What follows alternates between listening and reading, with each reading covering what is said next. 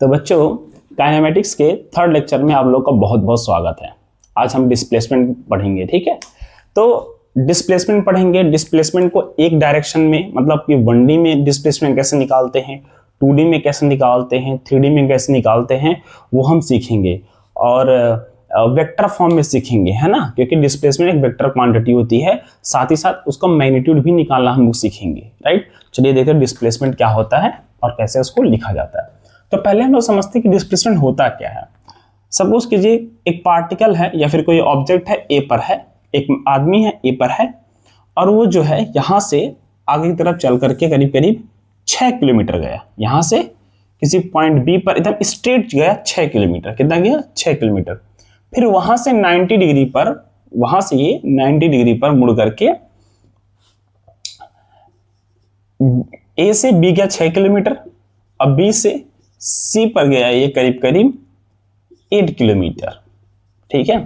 तो हम अगर कोई पूछेगा पार्टिकल कितना चला, तो आप बोलेंगे कि पार्टिकल जो है ए से सी तक अगर आप निकालेंगे तो वो चला है कितना, इस रास्ते से गया हुआ है, तो इस रास्ते का टोटल डिस्टेंस कितना हो जाएगा। तो आप बोलेंगे कि a b plus b c, तो हो जाएगा ए से सी तक का जो डिस्टेंस हो जाएगा उसका 6 किलोमीटर और 8 कितना हो जाएगा, 14 किलोमीटर ये चला है। पर आपने ये जो बताया ये डिस्टेंस है, ये जो आपने बताया ये क्या था, डिस्टेंस है कि जिस जिस रास्ते से वो गया है उस रास्ते का पाथ लेंथ बता दो तो हम डिस्टेंस निकाल देंगे। डिस्प्लेसमेंट क्या होता है कि इनिशियल पोजीशन और फाइनल पोजीशन के बीच का जो मिनिमम डिस्टेंस होता है, तो उसका मिनिमम डिस्टेंस यही है बस, और कोई मिनिमम डिस्टेंस नहीं है। तो इस मिनिमम डिस्टेंस को अगर आप निकालना चाहेंगे तो पाइथागोरस थ्योरम से निकाल सकते हैं कि जो AC की वैल्यू हो जाएगी, है ना, डिस्प्लेसमेंट जिसको बोलेंगे, ये मिनिमम हो गया ना।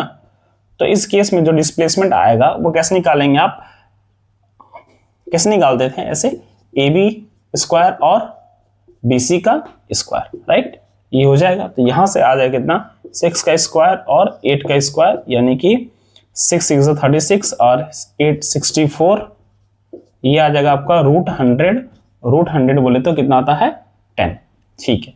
तो यहां से हम डिस्प्लेसमेंट का डेफिनेशन ये निकालते हैं कि डिस्प्लेसमेंट क्या होता है। तो it is defined as the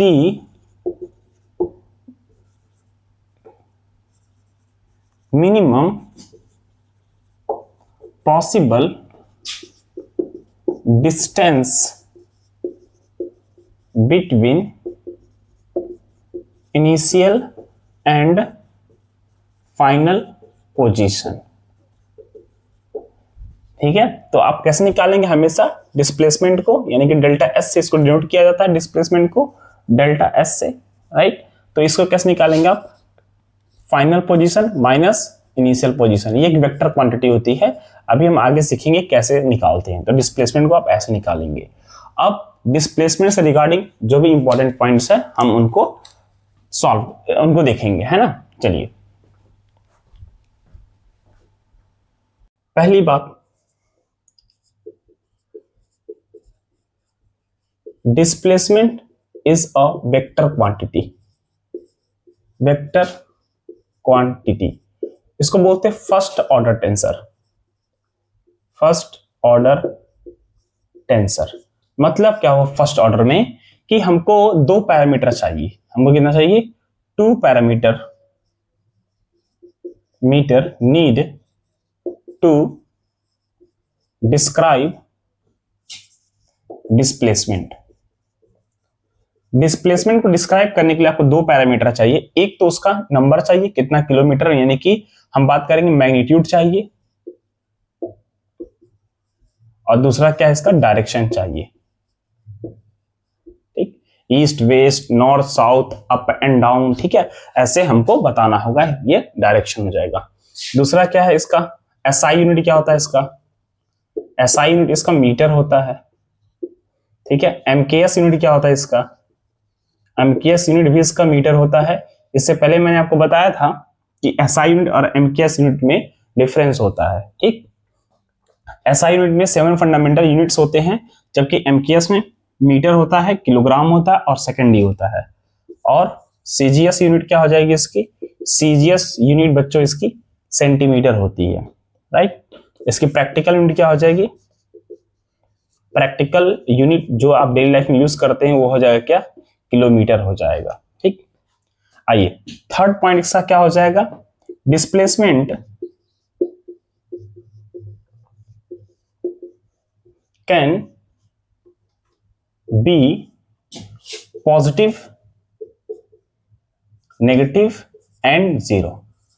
displacement जो है पॉजिटिव भी हो सकता है, नेगेटिव भी हो सकता है, जीरो भी हो सकता है, ठीक है।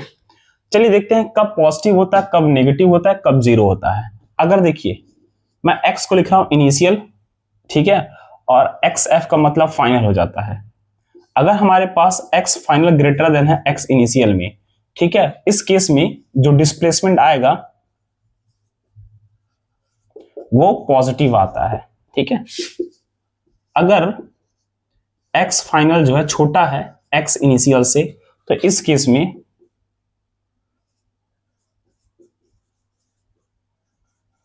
डिस्प्लेसमेंट जो है नेगेटिव आएगा। अगर x फाइनल बराबर x इनिशियल का पोजीशन सेम है, ठीक है, तो इस केस में जो डिस्प्लेसमेंट होता है, डिस्प्लेसमेंट क्या है भाई साहब? जीरो आएगा, राइट। डिस्प्लेसमेंट जो है अपना जीरो आता है। अब चलिए हम क्या अब इस क्वेश्चन को अब हम आगे क्वेश्चन सॉल्व करेंगे और उसको देखेंगे कि वेक्टर फॉर्म में कैसे इसको सॉल्व कर सकते हैं।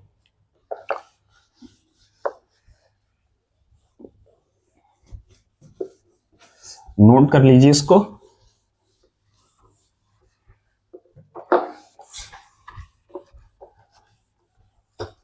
चलिए देखिए, टाइप 1, सपोज कीजिए अभी आप एक्स एक्सिस पे ही बस चलेंगे, ठीक है।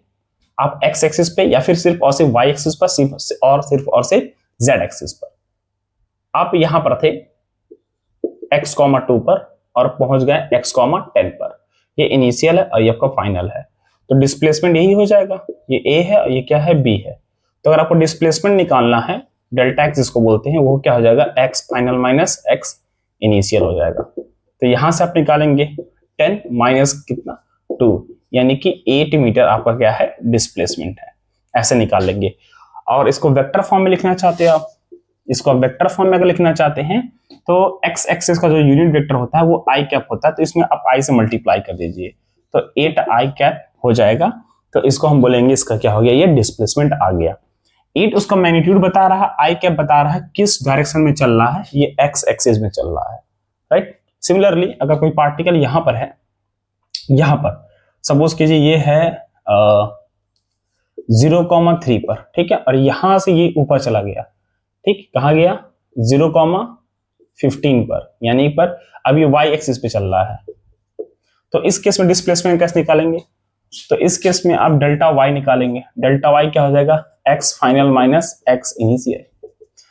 वाई कैप का यूनिट वेक्टर क्या होता है? जे कैप होता है, ठीक। यूनिट वेक्टर क्या है? एक यूनिट डिस्टेंस होता है हमारे वाई एक्सिस पर, ठीक, जिसको हम जे मानते हैं। तो यहां पर एक्स फाइनल कितना था इसका? 15 जे कैप, और एक्स इनिशियल कितना है यहाँ पर? 3 जे कैप, कितना आ जाएगा यहाँ पर? 12 J cap. Delta Y Y direction में आ गया। तो जब भी कोई पार्टिकल जो है एक एक्सिस पे चलेगा तो आप सिंपली ऐसे डिस्प्लेसमेंट को निकालेंगे, कैलकुलेट कर लेंगे, ठीक। चलिए अब हम क्या करेंगे, इसको अब हम प्लेन में निकालते हैं, यानी कि 2D में निकालते हैं।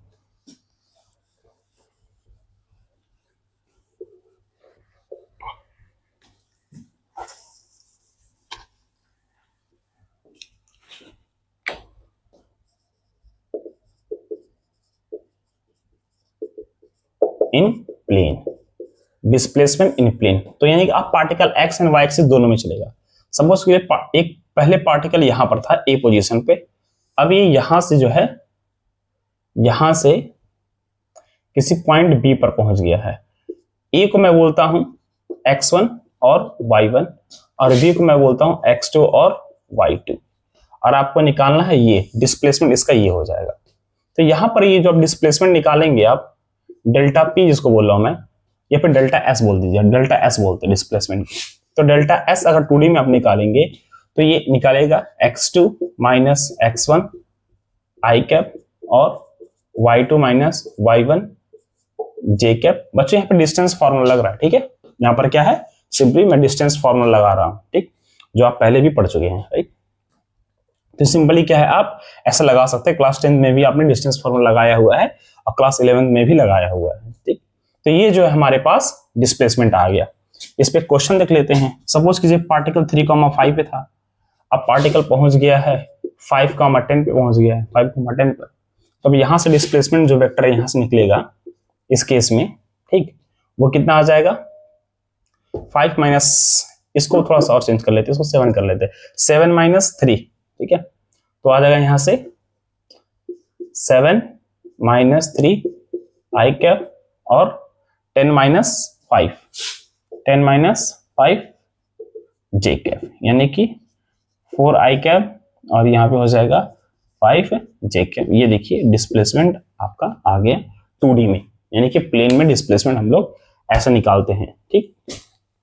चलिए, अगर आपको इसका लेंथ निकालना है, ये जो लेंथ निकालना है अगर, यानी कि सिर्फ और सिर्फ मैग्नीट्यूड निकालना है, तो आप क्या कर सकते हैं, यहां से डेल्टा एस का मैग्नीट्यूड निकालना है तो अंडर रूट क्या कीजिएगा, कोफिशिएंट ऑफ आई का स्क्वायर यानी कि 4 का स्क्वायर, कोफिशिएंट ऑफ 5 का स्क्वायर, ठीक है, यानी कोफिशिएंट ऑफ जे का स्क्वायर यानी कि 5 का स्क्वायर, तो 16 और ये कितना हो जाएगा 25, ये हो जाएगा 41, है ना।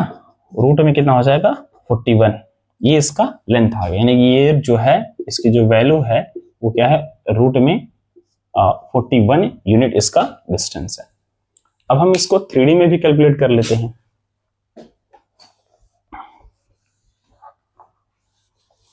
नोट कर लीजिएगा बच्चों इसको। चलिए,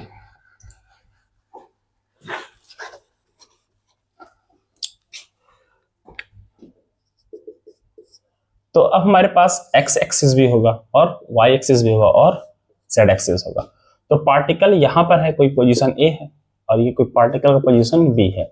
यहां पर x1 y1 z1 पोजीशन पर है, यहां पर x2 y2 और क्या है z2 पोजीशन पर है, और पार्टिकल का ये हमको चाहिए डिस्प्लेसमेंट चाहिए पार्टिकल का।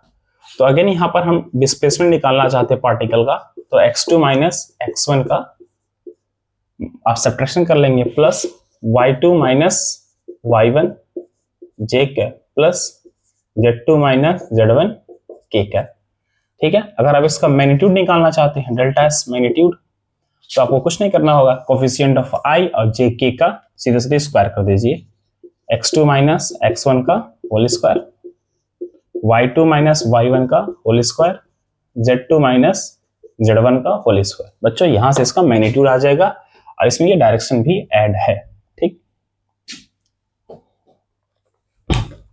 चलिए इस पे भी एक क्वेश्चन लगा देते हैं, है ना, इस पर भी एक क्वेश्चन लगा देते हैं।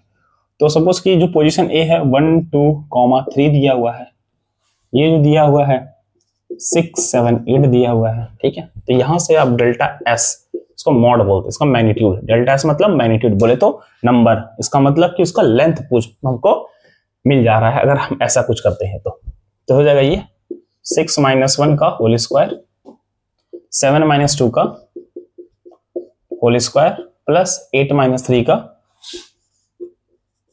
होल स्क्वायर रूट में।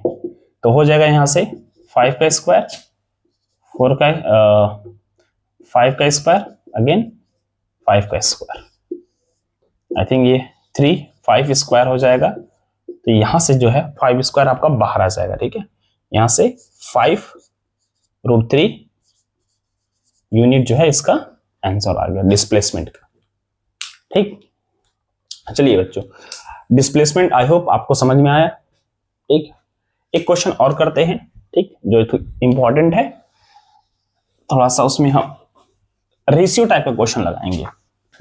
उसमें हम रेशियो टाइप का क्वेश्चन लगाएंगे।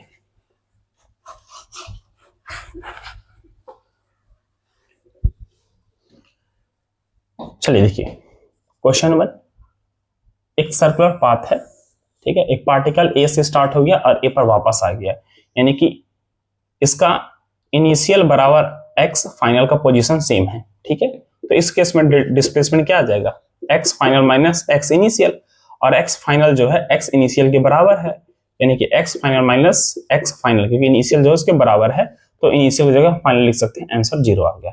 इस केस में क्या आ गया, 0 आ गया, ठीक है। और एक और हमारे पास केस आ रहा है, क्वेश्चन नंबर 2 जरा देखिए।